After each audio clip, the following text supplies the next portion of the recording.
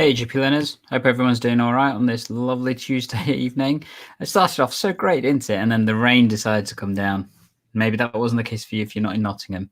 Anyway, I'm Dr Gandalf of eGPlearning, and today's episode, I thought we'd talk about a couple of things in terms of how you can initiate and start remote consultations. This is something I thought we'd talk about since I've seen quite a few channels and forums and stuff, people discussing this more recently. I thought it was an area that, particularly with a lot more clinicians doing remote consultations, was worth talking about, particularly in terms of that initial how you get started with the patient. There's a couple of things to obviously consider. In addition, just a couple of roundup on various different things. So definitely, if you want to join us for our System 1 Facebook user conference, make sure you do subscribe so you can join us and things for that. That's the early bird tickets do finish this Friday, after which it goes up to the full £30. So if you are interested, just check out the links down here. And then as a result of that, you'll be able to join us for what sounds like an awesome conference. We've updated the agenda and the content, loads of cool stuff coming along. And we've got some really interesting sponsors aware that you'll be able to check out and speak with. In addition, coming up in about 3 weeks' time, we've got a really awesome event that I'm really excited to share with you and everything that's going to happen. More details will be coming out on the eGPlearning channel later on tomorrow, I believe, hopefully. But if you're interested in digital-first consultation providers, so things like, well, there's various of them. I'm not going to give any names just yet.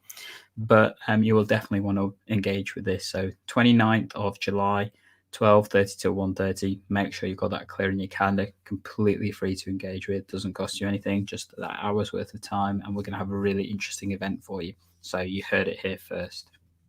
And as an extra special for next week, I've got a nice little surprise for many of you. So definitely make sure you're watching the channel then. Anyway, let's talk about consultations, because I know many people have been interested to know about how to do and initially start consultations and things. The thing about when you start a remote consultation, whether it's telephone, whether it's video, there's various different things you need to bear in mind. There are differences depending on which one you're doing, and how you approach it can be very much different. If we talk about telephone consultations, so many clinicians have been doing these for a while, and there's an interesting debate about how you actually initiate it, because there's this concept of, is the patient expecting the call or not, and then the quality of whether or not you explain who you are at the start or whether you wait. And you may say, well, why would you do that? Well, there's the element of safeguarding and concern about security. Have you got the right number? Have you got the right person? Because we are talking about some of the most confidential information about a person, their health information. And there's clearly the reasoning that we want to make sure we're speaking to the right person when we do that. So often people will say, well, actually, you shouldn't be even introducing yourself when you pick up the call. Then can sometimes be a situation of who blinks first. Is it you or the patient in terms of saying hello? And I find it a nice way of trying to break that is just simply, can you hear me? Because actually it's that connection element of things. And then simply saying words along the lines of, I believe requested a call back from the practice. And then just pausing. And by doing that, it gives the other person on the phone the opportunity to try and lead in to say, okay, yes, I was expecting the call. I know some people even say you shouldn't even mention the practice that you're calling from. Now, I don't mention the name. I just simply say the practice. One of the reasons I feel confident in doing that is when we call patients, it is from a withheld number. Is that good? Well, maybe. The benefit of calling from a localized number, so a number that's not necessarily one that the patient can dial back on, but one that is from a local area, is they're more likely to pick up. And that is an element of things. However, all of our patients, when they book an appointment at our practice, are told that they will be called back from a withheld number. So at least they are anticipating it. So for the scheduled callbacks or the triage callbacks that we do, that seems to work a lot more effectively. It does make it a little bit more challenging if you're doing a de novo call. So if you know the patient's not expecting the call, they may not pick up. And I can assure you, many of us would do the same thing. We don't always pick up the withheld numbers when we get them, because there may be scams, there may be callers, whatever. But that's a separate thing. So one way around that is to use soft phones. So that's electronic phones through computer systems that can enable localized caller ID. So often it will say it's calling from a location and it presents a number, but not a number that the patient can call back on. So that's why I tend to use that kind of opening phrase of, I believe you've been expecting a call from the practice. Normally the patient will say yes, in which case, okay, I then move on to my next comment, which is, can I just confirm your name and date of birth and address to make sure I've got the right notes in front of me? I found using the notes as the reason for the confirmation a really sensible and useful one with engaging with patients, because as a result of that, they tend to A, recognize that you're calling from a healthcare perspective, but also it gives you a reason for checking the name and date, even if you know them, just to make sure you got the right ones. And I often have this with patients who I do recognize the voice of. That actually doing that just means that I confirm I've definitely got the right notes. And for those that clearly know me very, very well, that I speak to on a regular basis, I just say, yeah, it's just a security check that I'm having to do as per our practice policy. And that explains that kind of process. I think it's good practice to do that, even with patients that you clearly do recognize and know very well, just because it keeps you in the habit of doing it. But also, it means you're treating everybody equally as well, which is always important. The other question that happens, what if the patient doesn't agree? What if the patient says, oh, well, no, who are you? And that can be an interesting one. I'd be interested to know what you guys think. So I know we've got some viewers and stuff out there. Feel free to mention in the comments how you would deal with that. I'll come to that in a second. So I'll give you a little bit of time to do so. But when you are trying to discuss with patients and say to them, actually, I kind of have to do this for confidentiality and that kind of stuff, that can prove a bit of a challenge. And I'm sure many of us have thought the same, that when we're having these discussions, we want to kind of know who's calling. Like I said, using that whole notes check as a mechanism often is a good signaler to the patients about, who and why you might be calling without giving specific information. What do you think? Okay, so no comments just yet. That's fine. So in terms of challenge that you have with that, so obviously the patient is saying, are you calling from, the practice? Are you the doctor? Well, if they're saying yes, if they're suggesting that, that tends to send to me that, they're expecting the call. So I'll often say yes, but I won't necessarily give my name straight away unless they recognize me, which has happened, which fair enough, that does happen. But then I just simply move on and say, I believe, yeah, you're expecting the call. Just again, for security, can I just confirm name and date of birth so I know I've got the right notes, and then we can carry on with the consultation. That's a nice way I find of segueing into things. And as a result of that, rarely had a situation where a patient hasn't agreed to give me that information and things. So we have a comment from Rena Patel. Let's put that on, shall we? So start with the stating part of the date of birth and ask them to complete it. Yeah, I mean, that can be a great way of doing the ID check. I think many people often use the name and the date of birth as the common identifiers for patients.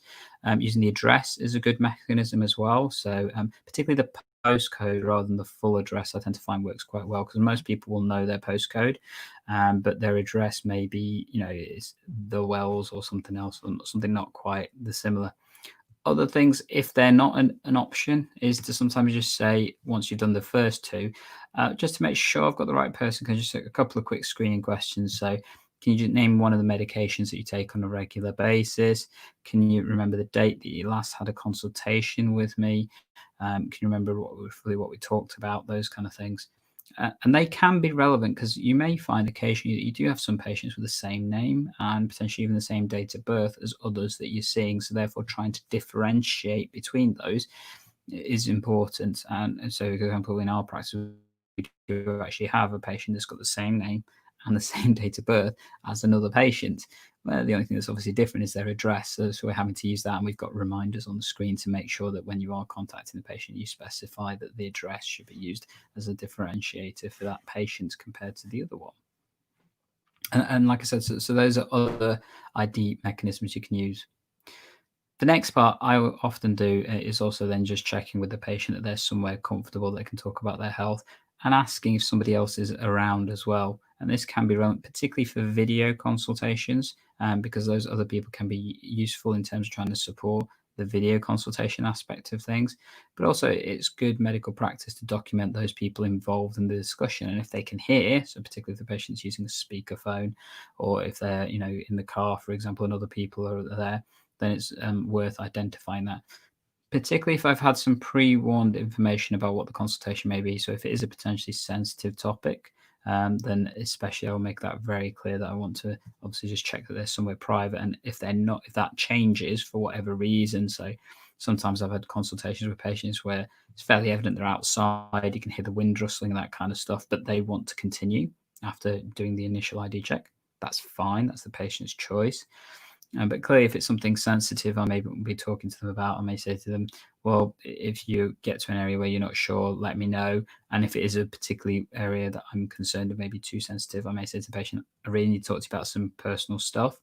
Do you mind if we make sure that you're somewhere that we can talk about that sensibly and clearly as well? Then that can often help to navigate the consultation in a way that just makes it flow a lot better for both you and the patient. And then the final part about starting the consultation is actually starting here. So you've done the connection check, you've done the ID check, and you've done a privacy check. I think those are the three things that are important with all remote consultations when you start doing them, whether it's telephone or video. But then there's the actual initiating the consultation. There are various different ways that you can do this in practice. Many people have their own phrases, many people have their own different mechanisms, and it does all just depend with the patient and also what you're trying to consider. But an obvious one is, how may I help? That kind of thing. Is it, what can I help with you today? Or you requested an urgent consultation assessment. How can I help? It does depend on the situation that you're doing things with. And then giving the patient those valuable time to explain what the issue is. Many consultation models call it the golden minute. I often find with particularly telephone consultations, it doesn't need to be a full minute. Most patients will burn out after about 30 seconds because they don't have the non-verbal feedback that you would normally have in a face-to-face consultation. And that's similar, actually, I found with video consultations as well. They tend to be much shorter for that initial offload of information that patients give us and stuff. So it tends to be about half a minute. And that's useful for collecting that information that you get from the patient in terms of what the consultation will involve and lead with and stuff. What do you guys think before I go on to the final part of the initial consultation? What is your experiences with doing consultations, and have you had good episodes and not less good episodes where things could have gone a little bit more important, differently and stuff? Stick it in the comments. More than happy to respond and answer any questions that you have. But as I mentioned, so we've done the connection check, ID check, and privacy check. We're giving that golden time, as I like to call it, to explain their issues. And then the last one that is a must do, I find, particularly nowadays with the complexity of medicine that we deal with, is always asking if there's any other issues that they wanted to address today, and being specific about that. So it's trying to identify the task elements of the consultation so that you can help understand what else you need to deal with. I think that's the same with face-to-face consultation. Trying to establish the list is a really important part of the consultation itself, and that's no different when you're doing remote consultations. Because what will be really challenging is, obviously, you spend and dedicate lots of time. Many people feel telephone consultations in particular are meant to be shorter than face-to-faces, and while they can be, sometimes they may not be. And you don't want to spend 15 minutes or so doing a telephone consultation thinking you've completed it, and that's when the patient lets you know that there's actually other things that they need to talk about as well, which potentially are actually more clinically or other urgent than the original problem you discussed. So establishing the list is an absolute essential thing that you need to do, and doing that as early as possible. So I normally find after the golden time is a good opportunity. Just simply, is there anything else you need to talk about today? Gets you that list element quickly and effectively. So got a little question, just going to have a little.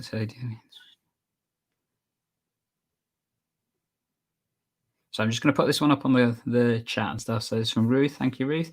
Do you think we need to switch to multiple clinicians in one room doing remote consults long term? If so, what's the best headset that do not pick up other people's conversations and not keen to buy soundproof pods? So, yeah, this is an interesting thing that we're seeing with, obviously, the whole concept of total triage and remote consultations.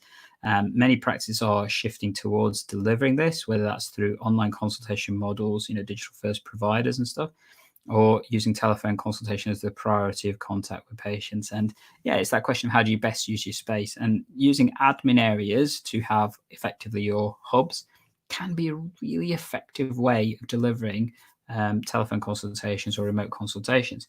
But you're right, there is that element of soundproofing that comes into play. I think it's doable. And I think soundproofing is an element. If you were doing this, I would highly recommend that you do use headsets. If you're looking at the particular types, So it does vary because you will never find a headset that can just localize around that small area that doesn't have impact in other ways. Definitely looking at dynamic microphones that do that are much more effective. So I can't give you any particular brands off the top of my head, because one of the things you have to remember, they have to be headsets that work with your telephone system, particularly if you have things like the Mitel systems or those kind of ones, and they have specific connectors that go into a normal headset won't work. But having dynamic microphones that are the base of the headset, basically the way that they work is they focus the sound quality more based on what's in the local area and less good at picking up the background noise. That's compared to condenser-based microphones. So I'm using a condenser microphone for doing this podcast because it's one of my favorite ones. It's called the Blue Yeti. That I would not recommend for this situation. So please do not use that because that picks up absolutely potentially anything that goes on in the room and things. I think pods do have the opportunity, and I know I've done an episode talking about something called the Room, which is like a giant telephone box, effectively, that you can put into clinical areas and particularly do things like video and telephone consultations remotely through those pods quite easily and effectively. I think also if you were looking at creating one of those enclosures, having actually some soundproofing around, because anything you can do to help the soundproofing will reduce the audio transit to in terms of confidentiality and stuff. So simply just having boards up coming here with felt on them will help to do some of that, and using sound interference, so sound dampening. So that's where you have small speakers, typically in the ceiling, that just emit a low level noise that can help to reduce it basically creates a background noise that helps to reduce the pickup for other microphones and stuff. As I said, it's doable. And it's not difficult either, but having the right kind of headsets is going to be important with that. Definitely for the clinicians, having a headset for listening for the patients, so then they're not having to shout and stuff, would also be important. But I think that's something that would be worth exploring. I think many people still find working in their own room more effective, and actually remote working in the sense of from home or that kind of thing has potentially much better options and much easier, I think, for clinicians to explore rather than creating a hub specifically. But definitely it is doable. So thank you for that question, Ruth. So eGPlearners, I hope that's been a useful mini foray into starting the consultation, particularly when you are doing telephone and video-based consultations and things. Clearly, if you want to check out some of the other content that looks at the consultation skills, particularly from a remote basis, feel free to check out our channel and stuff that's got loads of information on that. Speaking of which, this Thursday, so covering the lower limb MSK examination via video consultations. Last week we did the upper MSK, and you guys got to see me do some weird TikTok dancing and even attempt to do the floss. You'd be glad to know I'm not doing the floss this time around, or I'll rephrase, attempting to do the floss. I'm not doing that, although you might still see my little TikTok dance thing going on. But looking at how to do examinations of the spine, of the hip, of the knee, and the ankle via a video consultation route. So feel free to check that episode out. That's coming out on Thursday. As always, make sure you subscribe, grab all the content that you want in terms of what we provide for you, for whether it's help with video consultations, whether it's help with apps and stuff, or other kind of technology enhanced primary care. And as always, eGPlearning is here to help save you and your patients time by enhancing your primary care and learning. I'll catch you in the next episode. See you later. Bye.